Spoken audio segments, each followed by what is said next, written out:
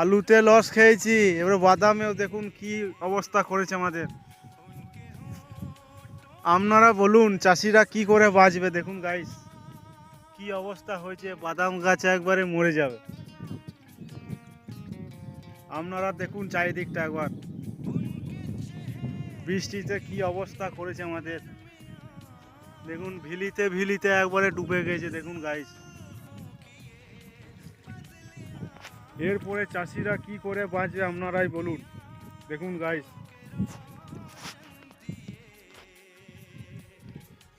আমার কত বড় ক্ষতি হয়ে গেছে দেখুন। চাষিদের কোনো কিছুতেই লাভ নেই।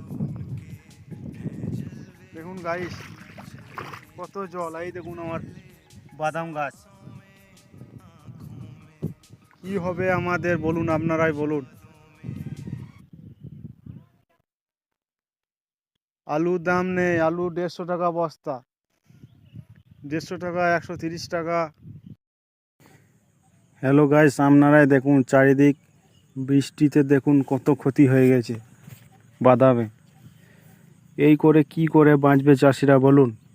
চাষিরা আলুতে দাম পায়নি, যদি বাদাম লাগিয়েছে বাদামে যদি দাম না পায় চাষিরা কি করবে আপনারাই বলুন। এই ভিডিওটা প্রচুর পরিমাণে শেয়ার করুন এবং সাবস্ক্রাইব করুন চ্যানেলটাকে। ভিডিওটাকে এমন হৃদয়বান ব্যক্তির কাছে পাঠান যে দেখে যে সরকারের কাছে কোনো আবেদন করে যে চাষিদের জিনিসের একটুকু ন্যায্য দাম করা হয়। কেটে বার করার ব্যবস্থা করা হলো।